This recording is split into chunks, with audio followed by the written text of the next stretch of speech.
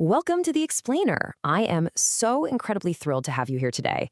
If you're a focused learner who just loves understanding how the modern world actually functions, you are absolutely in the right place. Today, we're taking a pretty fascinating journey right under the hood of something you probably use every single day, your GPS. We're going to explore the incredible, honestly elegant math that allows your device to pinpoint exactly where you are on the globe. It's literally a story of chaos, geometry, and a brilliant mathematical hero known as least squares.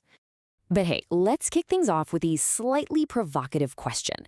How does your phone find your exact location when satellite signals are constantly lying to it?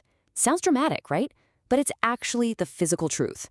The satellites orbiting way up above us are sending out signals, sure, but by the time those signals actually hit your phone, they are totally distorted by the atmosphere, bouncing off buildings, and just riddled with unpredictable noise. It's an incredibly messy environment. So how does your device cut through all that chaos to put that little blue dot right where you're standing? Well, here's our roadmap for figuring that out. We're going to cover 1. The noisy measurement problem. 2. The least square solution. 3. Visualizing the math. 4. Geometry, DOP, and error. And finally, 5. Real-world GNSS refinements. All right, let's jump right into section 1.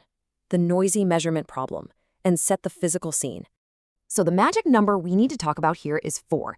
Mathematically speaking, to figure out where you are, your receiver needs exactly 4 satellites. Why? Well, because we have exactly 4 unknowns to solve for. We need 3 coordinates to pinpoint your physical space in the world, your X, Y, and Z for position. But actually, scratch that, there's a 4th super crucial and honestly often surprising unknown, delta T, which is the clock bias. The timing has to be incredibly precise, so your phone needs to perfectly sync its internal clock with those satellites. 4 unknowns means we need 4 equations, which means we absolutely need 4 satellites. But, here is where messy physical reality just totally collides with simple math. In practice, receivers track way more than 4 satellites, which sounds great, right? More data. But all of those measurements contain noise. Because we have way more measurements than we have unknowns, our system becomes what mathematicians call overdetermined. Think of every satellite as projecting a giant range sphere around itself. Your true position should be the exact spot where all these spheres intersect perfectly. But because of the noise we talked about, these spheres do not intersect perfectly. It's just a chaotic jumble. Imagine asking 6 friends for directions to the exact same restaurant, and they all point to slightly different spots on the map. Which brings us to section 2, the least squares solution, where our mathematical hero enters. Okay, so what exactly is least squares? Think of it intuitively as a core estimator. When you have all these inconsistent, noisy measurements arguing about where you are, least squares is the diplomat in the room. It finds the absolute best fit solution under noise by minimizing the total squared error of all those inconsistent measurements. It's essentially looking for the perfect mathematical balance point, a compromise that makes all the noisy data as happy as possible. To actually translate that physical chaos into math, we use this deceptively elegant linear equation, y equals hx plus epsilon. Now, our original satellite equations are highly complex and nonlinear, so mathematicians use a neat trick called a Taylor expansion to linearize the system. This beautiful, simple-looking equation is the actual foundation of what your GNSS receiver is frantically trying to solve multiple times a second.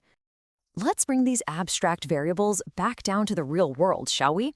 Y is simply the measurement residuals, the gap between what you saw and what you expected. X is the gold we want. That's our actual position correction. H is the physical geometry of the sky above you. And epsilon? Well, that's the unpredictable, messy noise, the atmospheric delays and signal bouncing we were just talking about. Now, to actually solve for X, to find your exact location, we use this incredible closed-form equation right here. To minimize the error, we isolate x hat, our estimated position, by manipulating our geometry matrix H and our observations Y. This equation, x hat equals H transpose H inverse times H transpose Y. I know, it sounds like a mouthful, but this is literally the mathematical engine running in your pocket right now. It perfectly balances the errors from every single satellite you're tracking to find the single most likely point where you're standing. Moving smoothly on to section 3, visualizing the math. Let's bring those equations back to Earth. So imagine a perfect world for a second. Satellite range spheres project downward and intersect at one flawless, exact pinpoint. Beautiful, right? But totally impossible. In the real world, because of all that noise, the spheres miss each other completely. They create this messy overlapping zone. So the really crucial thing to grasp here is that least squares acts as a spatial error balancer. It mathematically projects the data to find the single point in three-dimensional space that is the absolute closest to all of those spheres simultaneously. It essentially finds harmony in the noise. All right, section 4, geometry, DOP, and error. Let's look at why the sky's shape actually matters so much. Taking a closer look at our equation, we really need to focus on this specific chunk, H transpose H inverse. This is known as the covariance matrix, and we call it Q. Why is this so important? Well, because the geometry matrix H entirely represents where the satellites physically are in the sky. Therefore, this specific little calculation controls the stability of our solution and its sensitivity to noise. It perfectly captures how the physical layout of the satellites constrains your position. And from the diagonal elements of this Q matrix, we get something you might have actually heard of before, DOP, or dilution of precision. DOP defines how satellite geometry constrains your position and maps exactly how errors propagate. This shows exactly why skyscrapers totally confuse your map app.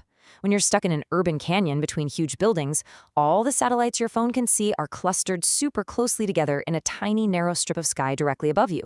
That bad physical geometry creates terrible mathematical geometry in the H matrix, spiking your DOP. Remember, least squares gives you the location answer, but DOP tells you if you should actually trust it. Let's wrap things up with Section 5, Real-World GNSS Refinements, Upgrading for Chaos.